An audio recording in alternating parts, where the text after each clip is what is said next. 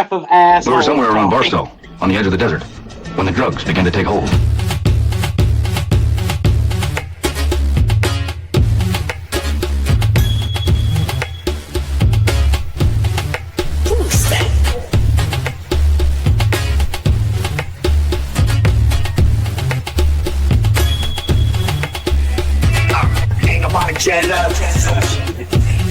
Everybody has their own. Nobody locked up. Everybody is free to roam. Moving over this and over this. If you can't not be feeling this.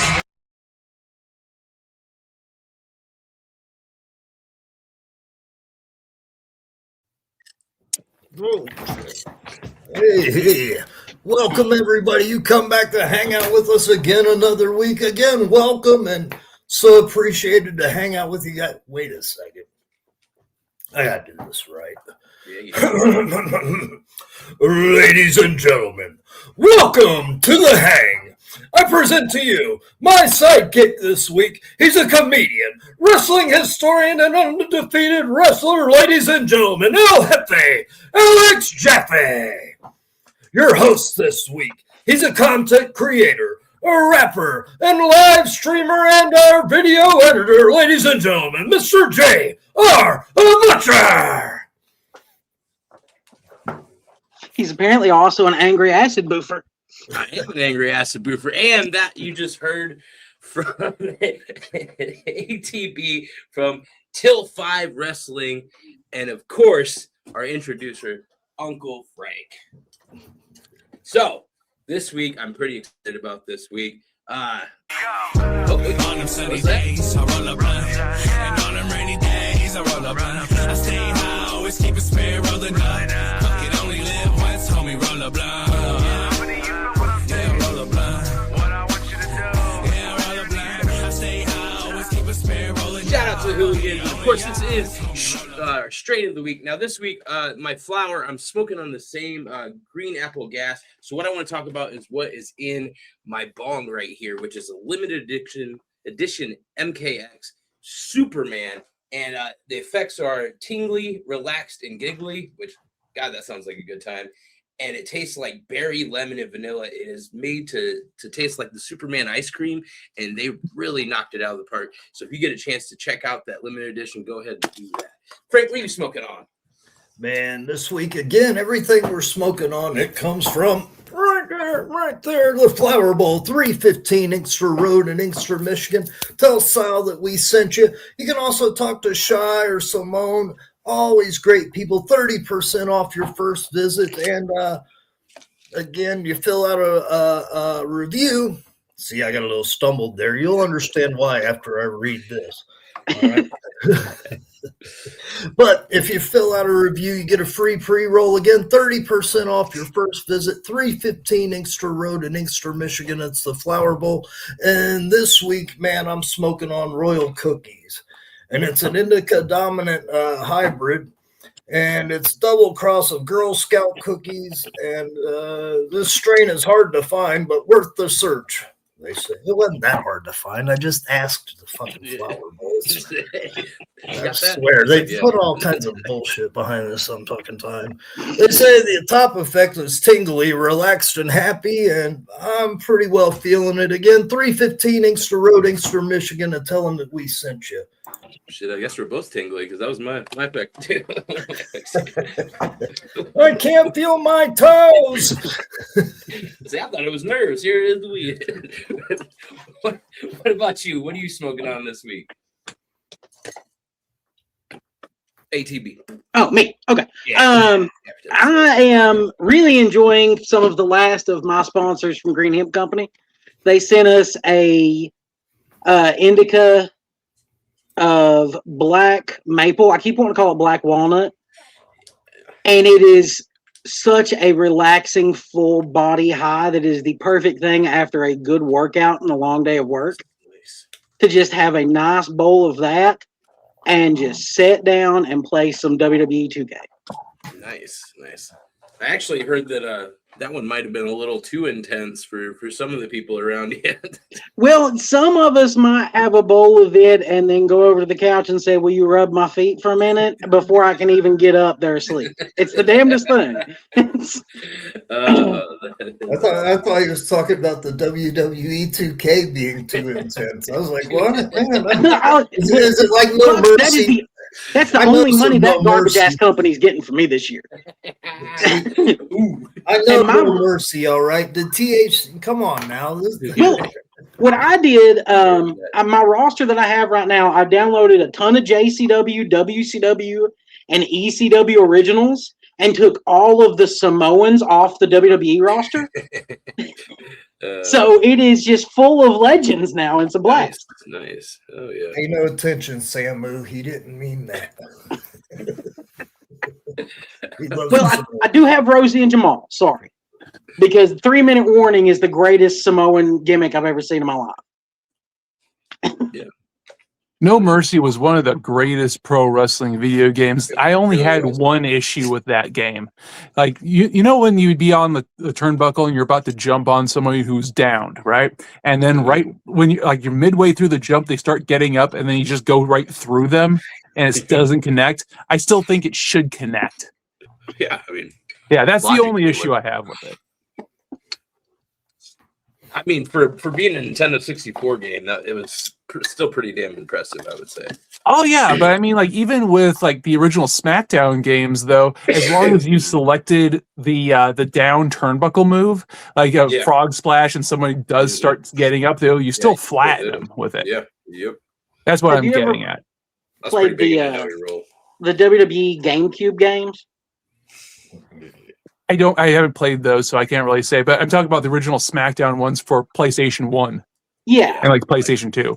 Well, you were talking about how the dives, it would still hit them. Yeah. On like Day of Reckoning, Mhm. if you did a suplex in a battle royal, every person that suplex hit would fall down. That's pretty cool. I was like, damn. It's so hard to win them, especially with the weird controllers. But it was a blast. I mean, that's a pretty cool game mechanic when you think about it. Like, if you do a belly-to-belly suplex to somebody, if you launch somebody into another person, that would knock them down when you think about it. Yeah. Yeah.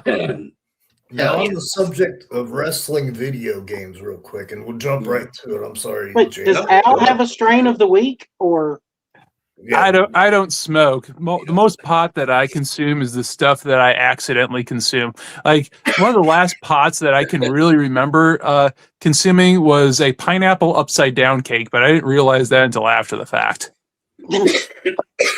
And here's the thing, though, I was so trashed. I thought it was apple cobbler for the longest time. But yeah, For people that don't know, at our camp we have this communal table where we put food and drinks and whatever for our camp. And I saw this thing that was like this cake type thing, and I'm a big boy. I like cake, so I got myself a big old red Solo cup of this thing in the evening. I'm eating on it. My stomach's about that size due to this weight loss surgery I got, and I think I got food poisoning, so I just don't feel good. Then the next morning I'm working on the other half of it, and these people are like, "Hey, what are you eating?" Cake. And I'm thinking that they're going to try to take it away from me, but so they're like, "Dude, that's medicated." And I'm like, "Oh," and I continue eating it. They're like, "Dude, don't you hear that was medicated?" And I'm like, "Look, I'm already this far in, I might as well finish it." yeah, I mean, that makes sense. I had the pleasure of a similar incident with my mother-in-law. She got into a piece of candy that she thought was a regular Nerds rope, and was sitting here having a panic attack in the chair and said, "I got to go home." So she did not commit to the full Nerds rope. She just had a piece of it. Didn't keep Yeah. going. It would have been really interesting if she'd had more, though. She said it tasted funny for some reason. Yeah. Wonder why. Yeah. I enjoy a good edible. Yeah, I do too. That's what Green Hemp used to send us, like a dozen cereal bars every month. Nice. Yeah. Oh, yeah. And then Big they fan just of started Mac sending us and- flour. Yeah. You should tell them to get their shit together. Well, Tennessee fucked that up for us, and now they can't even send it to us at all. That's fucking lame. Yeah. Literally, this store used to have flour, disposable vapes, and edibles. Now all they can sell are the edibles. So wouldn't the cereal bars be fine to be sent to you then? If they still made them, yes, but they don't make them. Huh. They switched to a different flour distributor during the sponsorship. So instead of it being a local grower that they could get it from, which would allow them to do all of the brownies and stuff in-house. So they switched from that to one from California that was cheaper, but in the long run, it's not worked out for them. This is why it sucks to, cut corners, people. Don't cut corners, you cheap bastards. All right, you guys ready to get this show on the road? Uncle Frank, what did you bring us this week? Oh, I had brought a tag match, and if you want to go ahead and get it started, I'll talk as we go, man. Yeah, let's get it going. I think a tag team that's forgotten about a lot when we talk about tag team wrestling is the Steiner brothers. And the Steiners were so ahead of their time. And this match is from Japan. It's Hase and Kensuke Sasaki versus the Steiner brothers. And for those who don't know, Kensuke Sasaki was one half of the Power Warriors, was the tag team. And it was with Road Warrior Hawk. When Road Warrior Animal was, or Hawk kind of left Animal behind, I believe was the deal. But he was part of that tag team, kind of a Road Warrior style team. And Hase was longtime partners with Masahiro Chono, who I had seen a lot of Hase and Chono versus the Steiners. But I seen this and I thought, yeah, this would be a great combination. Yeah, for sure. A little known piece of trivia about the Steiner brothers is they are highly, associated with Michigan. I don't know if you guys know that or not. Really? I never I know. Yeah. More you learn. I've heard that. Is once that or what the twice. M's for? Yeah. Ah, okay, that makes sense. Yeah. Now you know. Yeah. Or, And knowing is half the battle. Oddly enough, we haven't got copyright struck at, yet, but all of a sudden that little thing I just did, that's going to be the one that does it. Just watch.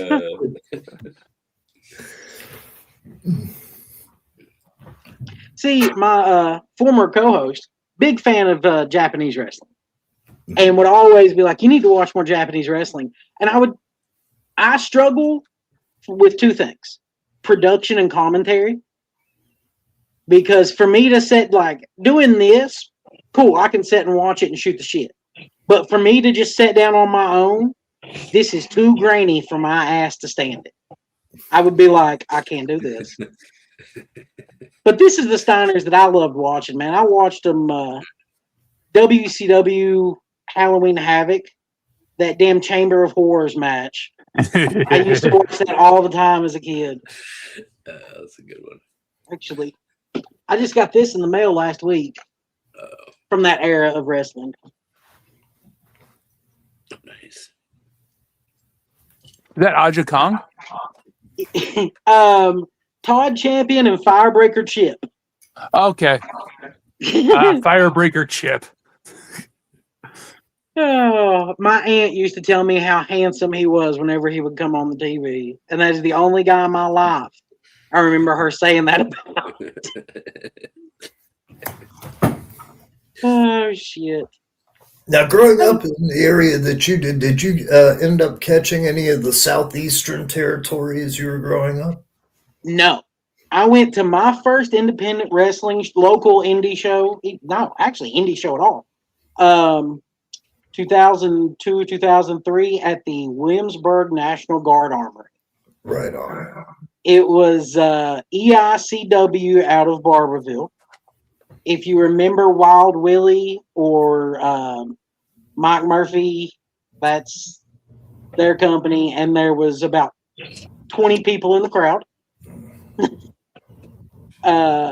Me and my best friend were there and ended up heckling so much that more people came the next show and the next show.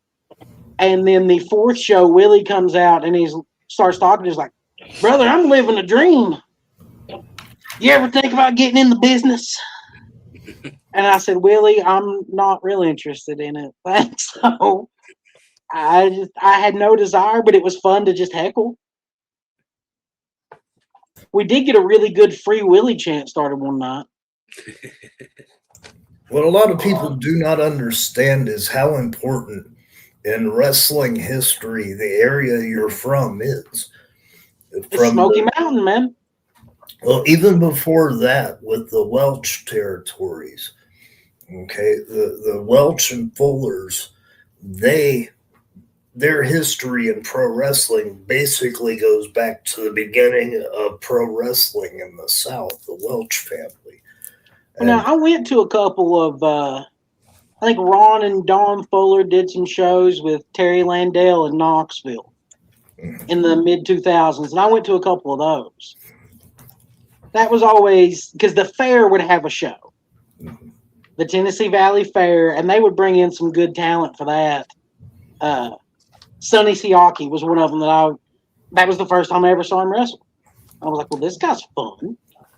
I think they had him and Bull Buchanan. Right on, right. The first one I went to, I had to go.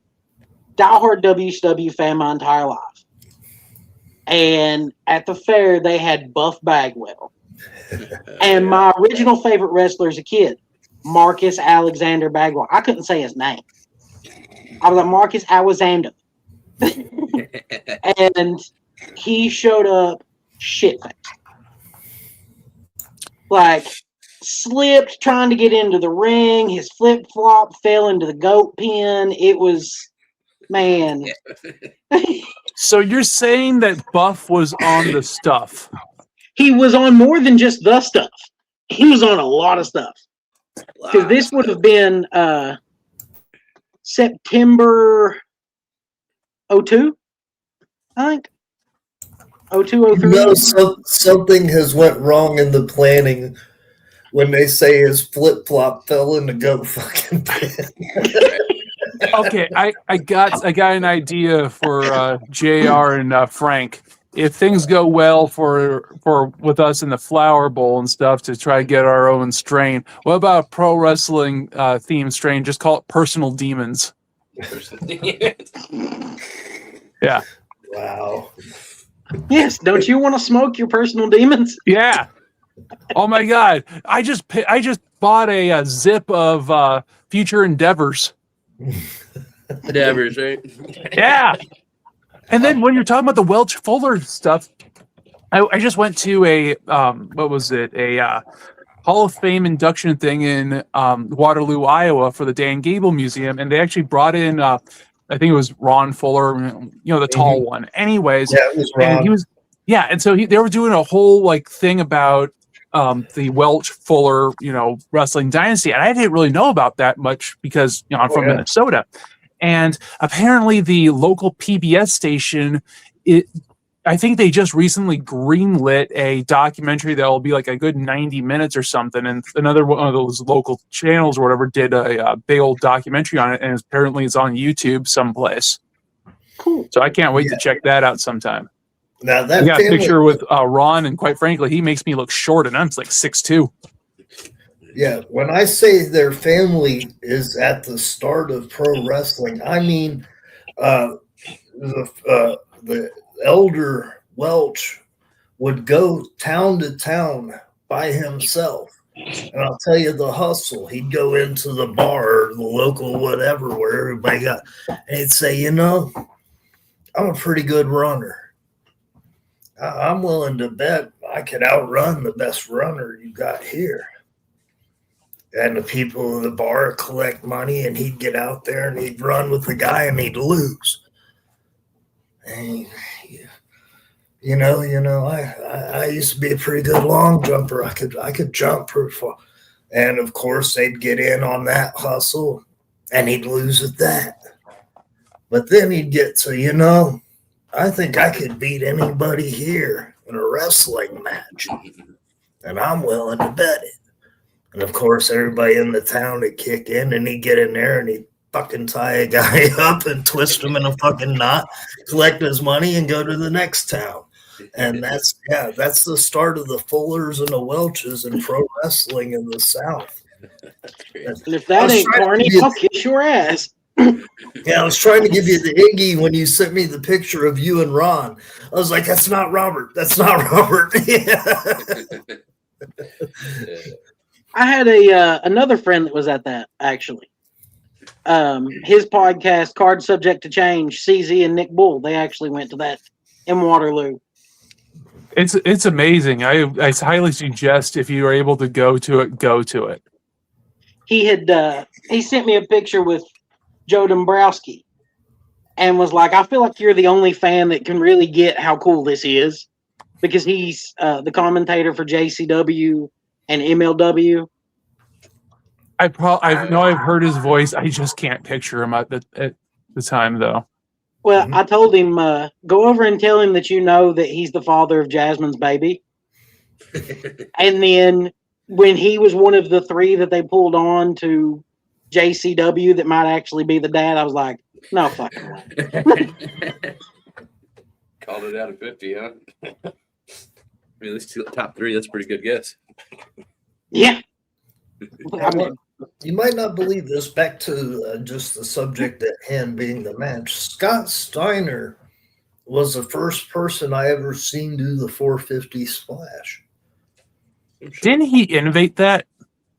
Yeah, and then as we seen Squirt do it, and Squirt did it a little much better in form.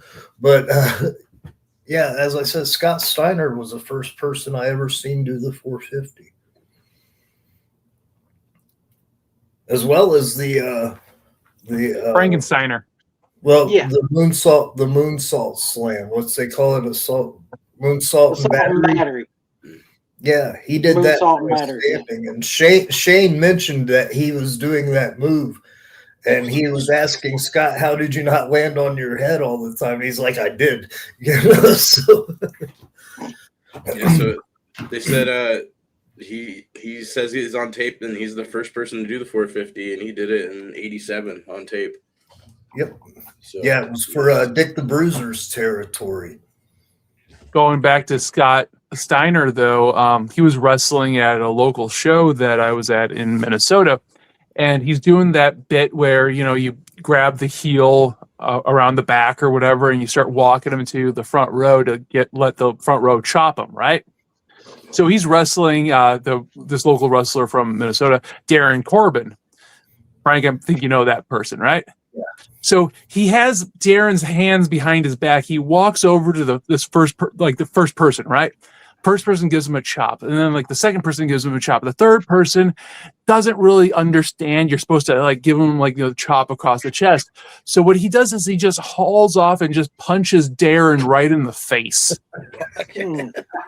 Yeah. So, and later on, I guess the guy wasn't exactly all the way there, so it was fine or whatever. But then what I did was I found that particular frame. I screen grabbed it. I made it black and white, and I just made my own tribute of vulgar display of power, and I just sent it to Darren. I'm not quite sure if he found it as funny as I did, though. Yeah, that's pretty awesome. What do they say in Hollywood? You don't work with kids and you don't work with fucking animals. Yeah. Yeah. You're gonna show them the bestiality then. Oh, wait until you get a load of that. Till5 Wrestling. Yeah, wait until we show you some bestiality. The viewers will have already seen some bestiality at this point. Oh, they will have seen the bestiality. Oh yeah. Till5 is just sitting there what kind of show did I agree to be on? No, An amazing one. That's Steiner here. Actually, is the problem. I'm being drawn into Steiner's posing is the problem. Yeah. That fucking sweet mullet. Yeah. I'm very jealous. I miss the days of having big hair. Yeah, if I took off my shirt and let you see my back, man, you wouldn't be so jealous. They're still You here. guys care.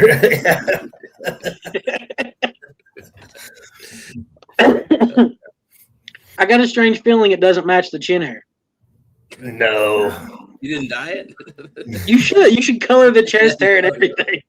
Chest hair, back hair, everything. Well, the funny thing was when I had dreads, and I always make the joke, no, the carpet does not match the curtains. God. Hey, that just came up on my stream the other day. His curtains? No, just the dreads, taint dreads is what we were talking about on my stream. Ow. That was a great match, man. Good choice. Why don't we take a second and go ahead and watch JCW commercial and check in with Kendo and see what he picked out this week.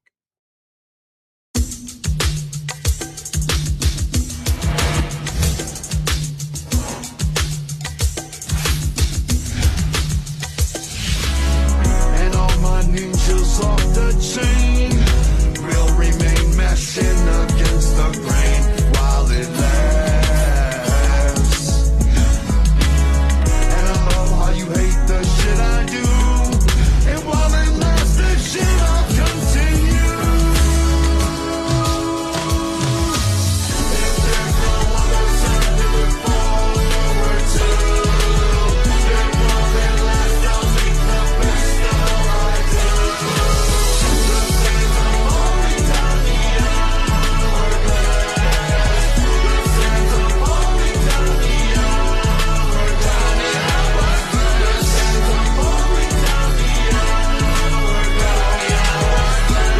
are falling down the Twist and fly to the other side. Twist and fly to the other side. Twist and fly to the other side. Twist and fly to the other side. JCW Lunacy. New episodes every Thursday night at 7 p.m. on YouTube. For over 25 years, JCW has delivered the very best in pro wrestling entertainment, bringing fans deep storytelling drama, gut-busting comedy, and unbelievable in-ring action. From wild characters to unforgettable rivalries, JCW has built a legacy that spans generations of fans. Whether you've been watching since day one or you're brand new to the chaos, there's never been a better time to join the madness. See why JCW is the hottest promotion in independent wrestling today, where anything can happen, and usually does. Don't miss a single moment. Tune in every Thursday night at 7 p.m. on YouTube and catch up on past episodes right now.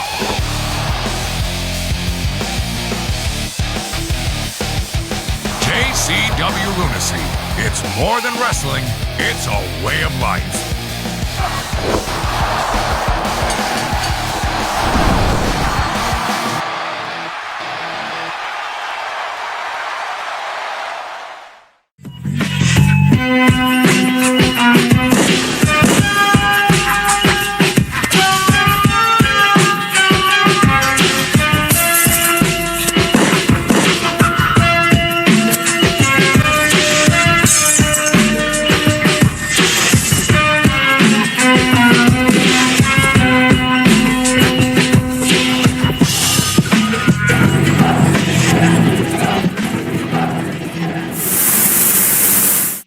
Welcome back. This week we are going to do the rematch and also wrap up the Sunday the Clown showcase, if you will. And this match, like I said, is a rematch from last week, and it's going to feature Butler G's taking on Too Tough Tony for that JCW World Heavyweight title. Let's get into it. I want it to happen. Really try to get the crowd fired up. Nice lock up here to start the match. Tony takes him over to the corner. Referee makes him break the hold. Gotta respect the count. Tony doesn't seem to give a fuck, though. I'm not sure that the ref would have caused a DQ anyway. Tony gets a little bit of frustration, and he decided to take another pre-match shot. Or I guess it wouldn't be pre-match since the bell's already rang. Could it be? Are you shitting me? Just like last week. Just like the last match. That fucking Officer Colt Cabana. But just when you think all hope is lost, the Weed Man, who was Deputy Weed Man at the time, he comes out, delivers the fucking big mag light to the back of fucking Officer Colt Cabana once he pulled the hood over his head. Frees Too Tough Tony. Anyway, he comes out, saves Tony, frees him. The match begins. There is no count out. And basically right now what's going to happen is Tony's going to get that sweet, sweet revenge that he didn't get last week. There was a lot of fucking bullshit in that match. It seemed like every time Tony was going to go for the pinfall, either Truth Martini or the Richie Boy would distract the ref, or both of them would pull a distractive move, not basically see when Tony was going for the pinfalls. But this week's going to be the complete opposite. Tony's going to get this sweet revenge. You think he's going to hit that Hurricane Rana, but nope. Instead, he wants to fucking deliver 10 stiff shots. Juggalo's getting involved. Now that fucking Hurricane Rana off the fucking top. Very impressive for a big man like Too Tough Tony. You can hear the Juggalos in attendance were going ape shit.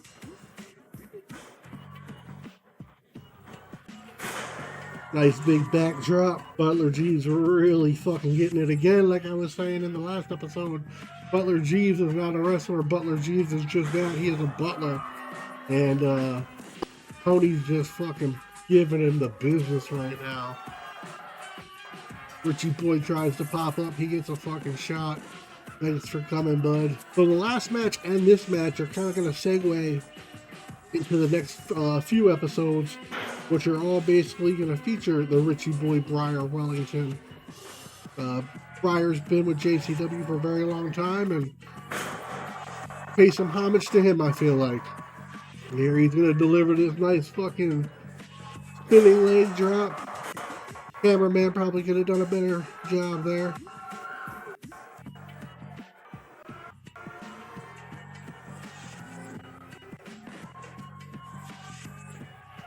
And you can see Tony getting ready for that fucking flaming meteorite. Butler G's about to get it. Boom.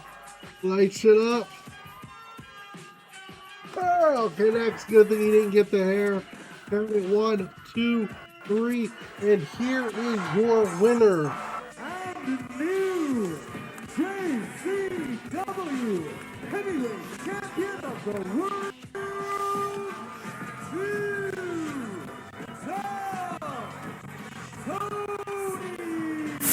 Alright, well that wraps it up for the Send In the Clowns pay-per-view.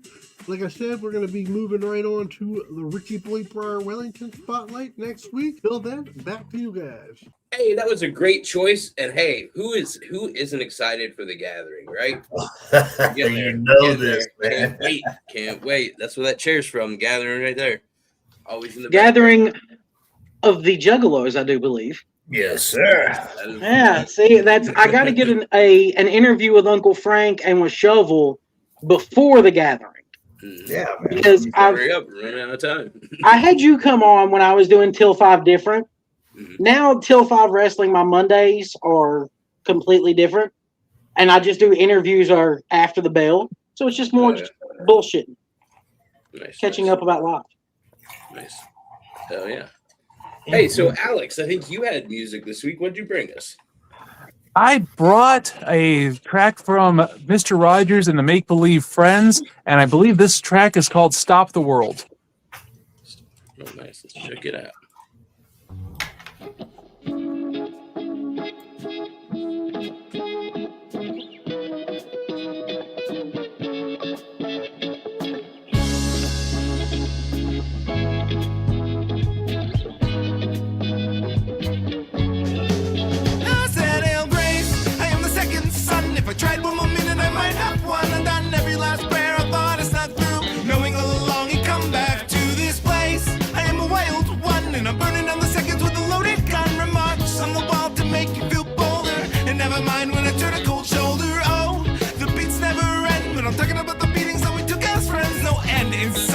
tragic conclusions. There's always said about trust and illusion, seclusion. It's the only true remedy, but if I think of bad memories, can I write a hit melody? Or break sentimentally, a forsaken identity? Singing, you can stop the world, but you can't stop the party. Yeah, you can stop the world, but you can't stop the party. Yeah. It's the end of the world as we knew it, but I'm fine. Everything changes in time. So what if I'm out of my mind, like they say when in Rome, and life is still oh so sublime? Even the evil's perfected, this shit is dejected like moi. It needed a chef's kiss, so I express this feeling of angst while I'm trying to laugh on my way to the bank. But I ain't got it like that, I'm just on the right path. And though I may hurt, I give thanks. Thanks for the memories and the energy. I'm just a boy falling out, sipping Hennessy, singing. You can stop the world, but you can't stop the party. Well, Yeah, you can stop the world, but you can't. No, you can. Stop the party. Yeah. The center of the earth has a molten inner core with a hard outer core causing ripples on the shore. It takes up the mantle with no reason to trust. Humanity is sprinkled on the seasoned stuffed crust, and thus it's easy to judge what's on the surface. A search party on a quest to find purpose. Of course, we get nervous, stressed out, and shake. The buffet of life shifts our tectonic plates. One from Pangea to see you when I see you, to hieroglyphic galleria full of ideas. The universe is shaped exactly like the earth. If you prorate long enough, you'll end up with your worth. You can stop the world, but you can't stop the party. Yeah, you can stop the world, but you can't stop the party. Yeah, you said this is all right. Lock the doors, just stay inside. But you can't stop the party. Yeah, you said this is all right. Lock the doors, just stay inside. You can't stop the party. Yeah, you said this is all right. Lock the doors, just stay inside. You can't stop the party. Yeah, you said this is all right. Lock the doors, just stay inside. You can't stop the party. Yeah,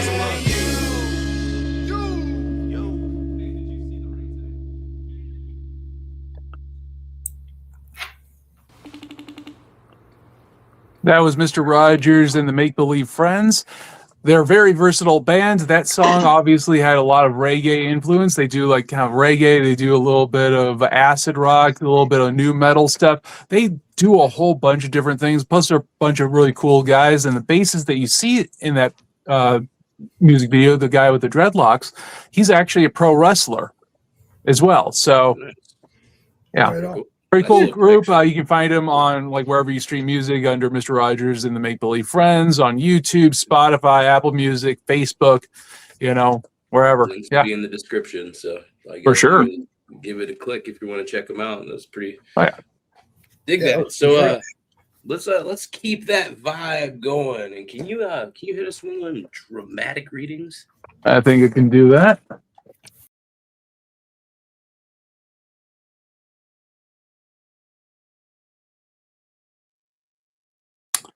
This next dramatic reading is brought to you by the modern day poet Peter Gabriel, and the sonnet is called Shock the Monkey. Cover me when I run, cover me through the fire. Something knocked me out of the trees, now I'm on my knees. Cover me, darling, please. Hey, hey, hey. Monkey, monkey, monkey. Don't you know you're gonna shock the monkey? Hey, hey. Fox the fox. Rat on the rat. You can ape the ape. I know about that. There's one thing you must be sure of.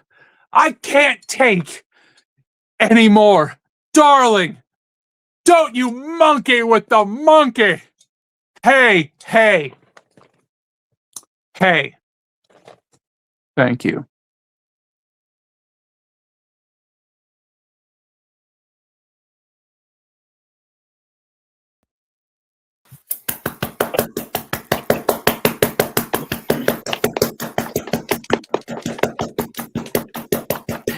better every week, I swear.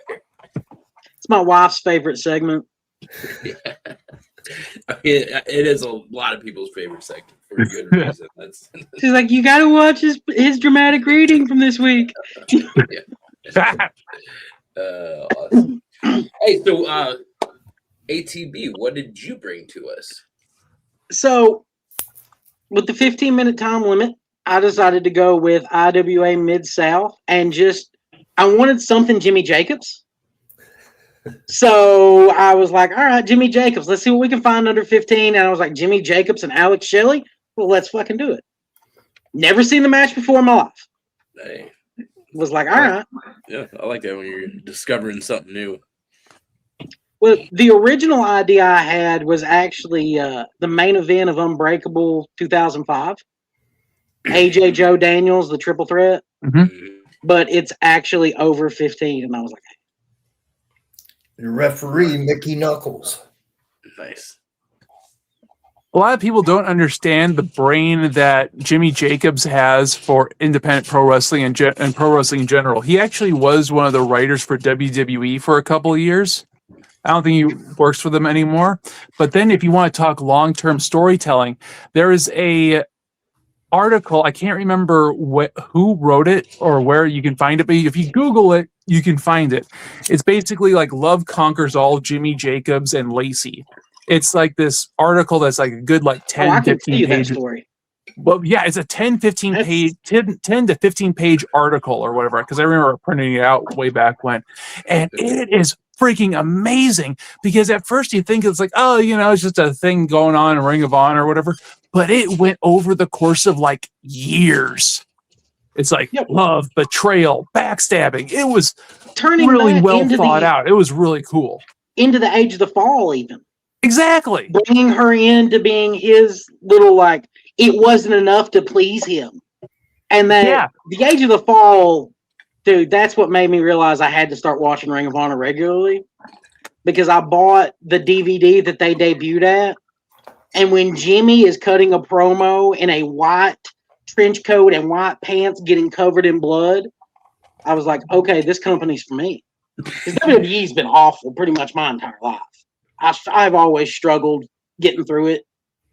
But that company, really, Ring of Honor, kept me in wrestling. Because I was about done.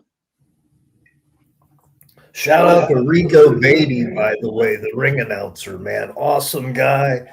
He's now living in the Dominican Republic, man. Living the life, man. Awesome, awesome guy. One of my favorite ring announcers of all time. Jimmy, I don't know if this was accurate or not, but some of the commentary I'd listened to on IW Mid-South, they would claim that Rico was pretty tanked during a lot of these shows. And sometimes, the straight up bedlam would be happening around him, and he'd be still standing in the ring, like, what's going on? That Rico Beatty is a fine, upstanding citizen. I tried Rico. Look like a young Jimmy Felcher in the front row. If you know Juicy Jimmy. Yeah, I know Juicy Jimmy very well, man. Shortly before this, maybe a couple years before this, Jimmy Jacobs and Alex Shelley used to come to my house and spend about a week at my house and go on the road with me, because there wasn't a lot of bookings in Detroit, in the Michigan area at that time. And I lived right in Indianapolis at that time. So they would come down and spend a week at my house and go on the road with me. And then go back. Yeah. That's how far back I go with these guys. That's awesome. From the first time I saw Alex Shelley wrestle, I was like, this guy's phenomenal. He may be one of the best I've ever seen work. And I put him up there with Nigel and Danielson, really. And he's always been this good. And then I found out that he's also a huge fan of Bob Ross. And that made him even cooler to me. Wait, Bob Ross, like the painter? Yes. Well, okay. You want to hear some really wild shit? The Bob Ross, after he died, the whole estate bullshit is absolutely insane. Are you familiar with that? What happened with his estate?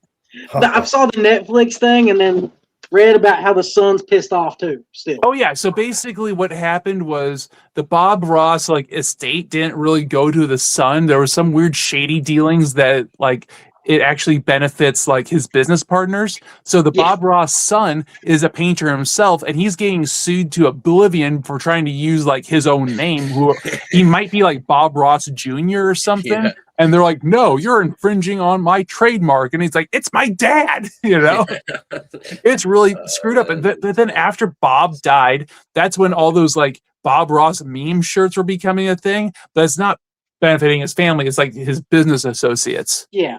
That's why I don't buy any of it.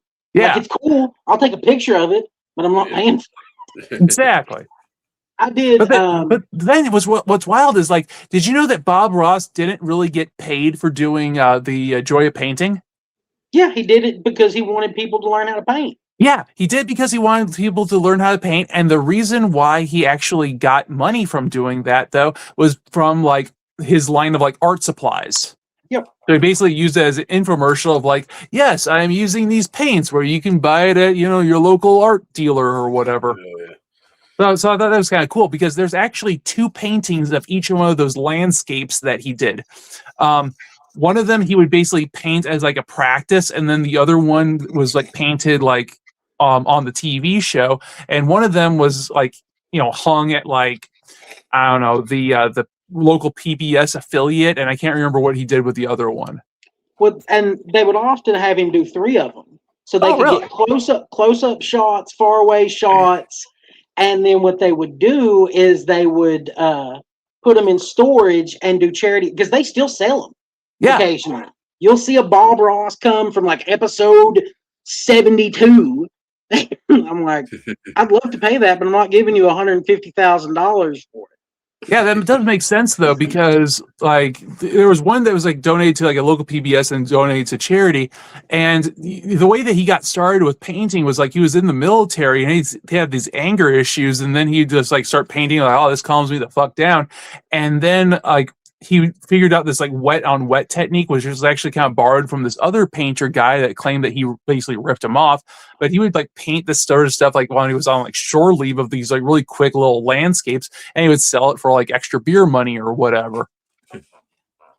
I was not planned to segue into, but I was going through some of my comics the other day, and this oh my god, is there a Bob Ross comic?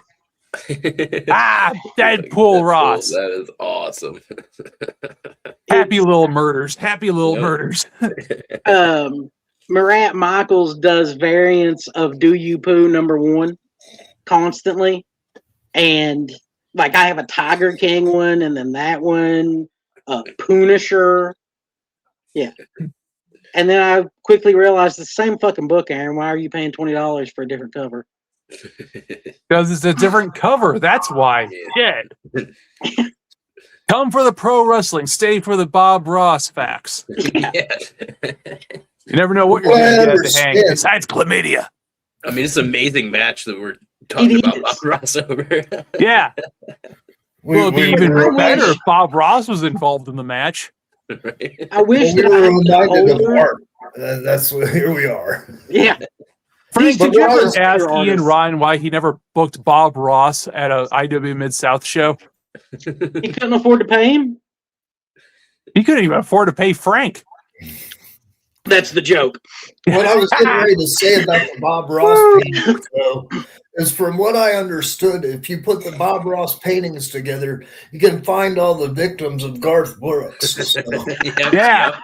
Where are the bodies, G? Yeah, stick to protocol. Oh, speaking of which, did you know that Tom Segura and Christina P have broken up? I saw that last week on Reddit. Yeah. So you know what that means? It means I have a shot. We'll turn you down again. Yeah, well, nothing ventured, nothing gained. Am I right? Yeah. Yeah. You miss 100% of the shots you don't take. Exactly. I said that about Jaeger, man, and it really turned out bad. Yep. That may not be good philosophy for Jaeger. God. I had the worst damn philosophy when I drank alcohol. Like my friends would be like, "Come on, you want to play a drinking game?" And I would hand them a drinking game and just grab a table glass and pour a bunch of vodka in it and be like, "Have fun." Like I'm here to get drunk. That's my goal. The quicker I do this, the happier I am, guys. If you want to play fucking cards and do shots, go for it.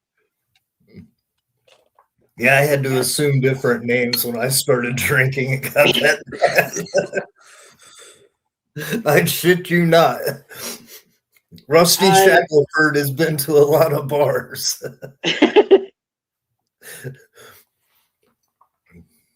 I wish that I had been a couple of years older when these matches were going on. Because if I had been 21 back in the day, I would have been loading up and going to some of these shows. Oh, yeah. Same. What year was this? I know I told you the match. I'm going to guess 2005. I think they're younger than that. Because this is Jimmy and Pants, not even the... Okay. 2003? Yeah, this was right across the bridge at the Colgate building in Indiana. This actually wasn't even in Louisville. This was right across the bridge. This is actually my favorite ATB Mid-South building. Really?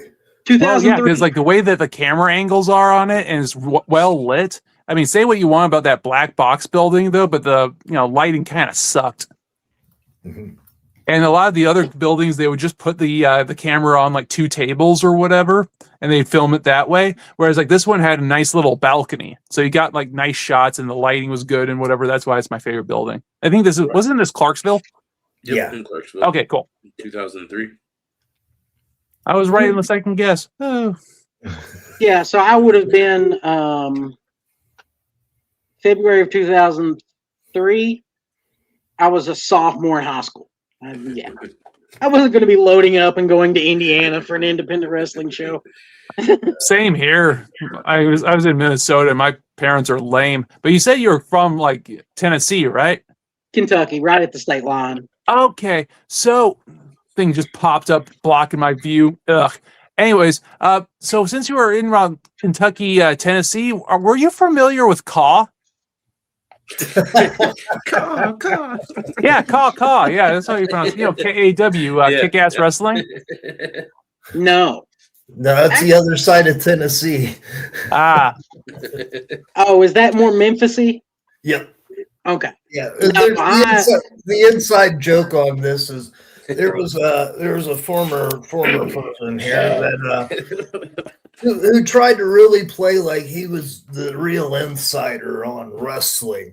And he came in and he said, "Yeah, this next match is coming from Caw. And nobody has ever called KAW Caw. Except for that guy. All were like, huh?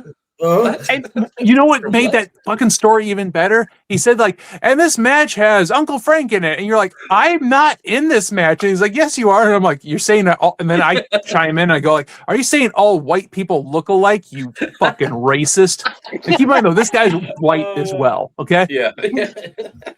But yeah, and then, like, then when he posted this online, he probably dubbed it over to him so he looks cool. So No, he didn't edit it at all. Oh yeah. It was just like that. I'm not saying we were actually defending this guy's wife, but three guys were actually defending this guy's wife. So yeah, but, it was like a wholesome gangbang when you think about it. A wholesome gangbang. Yeah. Instead of penetrating this woman, we're like trying to protect her. You know. I was trying to pick an episode title. I mean, wholesome gangbang. Yeah. YouTube rights except that. As much as I've talked about my wife, maybe we shouldn't call this one a wholesome gangbang. It'll say GB. Would your wife rather an unwholesome gangbang? Yeah. I don't think I'm pretty certain my wife would enjoy no gangbangs whatsoever. Well, don't look at that video. Your wife needs to learn to live a little. Gosh darn it!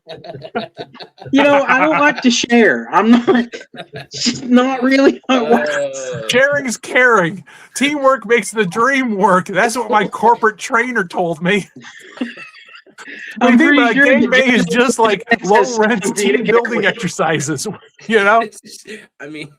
Can you guys build an Eiffel Tower? I believe you can. Wow. Oh shit! Let's see. Anything is possible. Jesus Christ.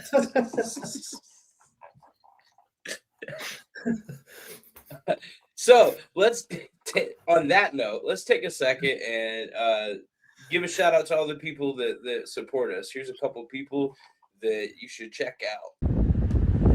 Hello, wrestling fans. This is Jim Fannin, and I am the host of Fannin's Flashbacks, a podcast about tales from IWA Mid-South Wrestling, the most controversial wrestling company of the late 1990s into the 2000s. Join me every week as I am joined by one of the wrestlers or fans from those shows and hear about famous shoots like Ox Harley and Corporal Robinson in the dressing room, or Ox Harley and Wolfie D in the ring, or like Flash Flanagan and the Shooting Stars in the crowd. I've been joined by American kickboxer Tarek the Great, Madman Pondo, Bull Payne, Mitch Page, Mickey Knuckles, Nate Webb, Tank, Toby Klein, and yes, even Jimmy Jacobs.